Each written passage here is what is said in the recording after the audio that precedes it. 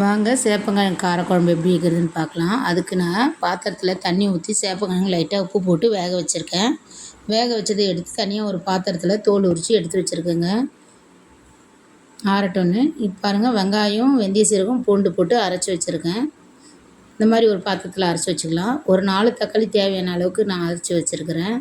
அப்புறம் அதே மிக்சியில் தக்காளிக்கு 1, தேங்காய் கொஞ்சம் அரைச்சி வச்சுருக்கிறேங்க. இது போதுமானது. அதுக்கப்புறம் ஒரு வெங்காயம், 2 பச்சை மிளகா போட்டு கட் பண்ணி வச்சுருக்கேங்க தாளிப்புக்காக. இதை வந்து நம்ம கட் பண்ணி வச்சுக்கலாம். ஆறிடுச்சு, தோல் உரித்து நம்ம கட் பண்ணி வச்சுக்கலாம். 4 துண்டாக நான் கட் பண்ணியிருக்கேன். இப்போ நம்ம ஒரு பாத்திரத்தில் எண்ணெய் ஊற்றிக்கலாம். ஊற்றிட்டு வெங்காயம், பச்சை மிளகா போட்டு கருவேப்பிலை போட்டு நல்லா வதக்கிக்கலாங்க. பாருங்கள், இந்த மாதிரி பொன்னிறமாக வதங்கட்டும். கண்ணாடி பதம் வந்தால் போதுங்க. அது வரைக்கும் நல்லா வதக்கிக்கலாம். இந்த மாதிரி வதக்கி விட்டுட்ட உடனே நம்ம அரைச்சி வச்சுருக்கிற வெங்காயத்தையும் இது கூட சேர்த்துக்கலாம். ஏன்னா வெங்காயத்தோட வெங்காயமும் மிக்ஸ் பண்ணி நம்ம நல்லா வதக்கி விட்டுங்கன்னா பச்சை வாசனை போகிற வரைக்கும் நல்லா வதக்கிக்கலாங்க. பாருங்கள், இந்த மாதிரி பச்சை வாசனை போகிற வரைக்கும் இது நல்லா நம்ம வதங்கட்டும். நல்லா எண்ணெயிலேயே வதங்கி வரட்டும். நான் கைவிடாமல் வதக்கிட்டுருக்கேன், இல்லைன்னா அடி பிடிச்சி கொண்டு கைவிடாமல் வதக்கியிருக்கிறேங்க. இது கூடவே நம்ம கொஞ்சம் மஞ்சத்தூள் சேர்த்துக்கலாம். மஞ்சத்தூள் கொஞ்சம் தேவையான அளவு மிளகாத்தூள் சேர்த்துக்கலாம். காரத்துக்கு உங்களுக்கு எவ்வளோ காரம் வேணுமோ அந்த காரம் போட்டுங்க. நான் கொஞ்சம் தனியாத்தூளும் சேர்த்துருக்குறேன்.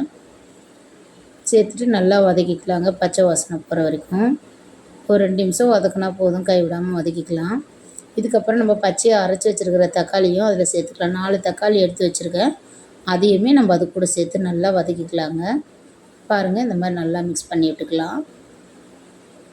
தக்காளியும் நல்லா வதங்கணுங்க, பச்சை வாசனை போகிற வரைக்கும். தக்காளி வாசனை, பச்சை வாசனை போகணும். பாருங்க, நல்லா வதங்கி வந்துடுச்சு. நான் எண்ணெயிலே விட்டு வதக்கியிருக்கிறேங்க. தண்ணி இன்ன வரைக்கும் ஊற்றலை. இது கூட வந்து நம்ம அரைச்சி வச்சுருக்கிற தேங்காயும் தக்காளியும் மிக்ஸ் பண்ணியிருக்கிறத அதையும் நம்ம அரைச்சி வச்சுருத ஊற்றிடலாம். ஊற்றிட்டு அதுவும் சேர்த்து நல்லா மிக்ஸ் பண்ணி விட்டுக்கலாங்க. நல்லா கொதிக்க வச்சுக்கலாம். நல்லா வதக்கி விட்டுட்டு பச்சை வாசனை போகிற வரைக்கும் நல்லா எண்ணெயிலே சுருளை வேக வச்சுட்டு இதுக்கப்புறம் நமக்கு தேவையான அளவுக்கு நம்ம தண்ணி விட்டுக்கலாங்க. நல்லா சுருண்டு வந்துடுச்சு. இப்போ நம்ம தண்ணி விட்டுக்கலாம்.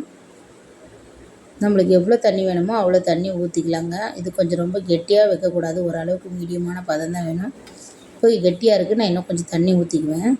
அது கூட நம்ம கட் பண்ணி வச்சுருக்கிற காயுமே அதுலேயே சேர்த்துக்கலாங்க. சேர்த்துட்டு நல்லா கலந்து விட்டுக்கலாங்க. ஏன்னா ஏற்கனவே காய் நல்லா வெந்துருச்சு. உப்பு போட்டு தாங்க வேக வச்சுருக்குறோம். அதனால் இதுலேயும் உப்பு, காரம் எல்லாமே இருக்கும். அது சேர்கிறதுக்காக நம்ம ஒரு 10 நிமிஷம் விட்டு நல்லா கொதிக்க விட்டு இறக்க வேண்டியதுதான். பாருங்கள், இது கூட நல்லா வேகட்டும். நல்லா கொதி வந்த பிறகு நம்ம ஆஃப் பண்ணிடலாம். பாருங்கள், நல்லா கொதி வந்து அந்த மசாலாலாம் அதில் வந்து நல்லா பிடிச்சிக்குவோம். நல்ல மணமாக இருக்குங்க, சாப்பிட்றதுக்கு ரொம்ப டேஸ்ட்டாக இருக்கும். நீங்கள் ஒரு டைம் செஞ்சு பாருங்கள். கண்டிப்பாக இதில் நான் புளி ஊற்றாமல் செஞ்சுருக்கேன். நீங்களும் புளி ஊற்றாமல் செஞ்சு பாருங்கள், நல்லா அருமையாக இருக்குங்க. இப்போ நான் சாதத்தோடு இந்த குழம்பு வச்சு சாப்பிட போகிறேன். வாங்க சாப்பிட்லாம். இது ரொம்ப நல்லாயிருக்கும். நீங்கள் ஒரு தடவை செஞ்சு பார்த்துட்டு எப்படி இருக்குன்னு கமெண்ட் பண்ணுங்கள். அடுத்த வீடியோவில் பார்க்கலாம்.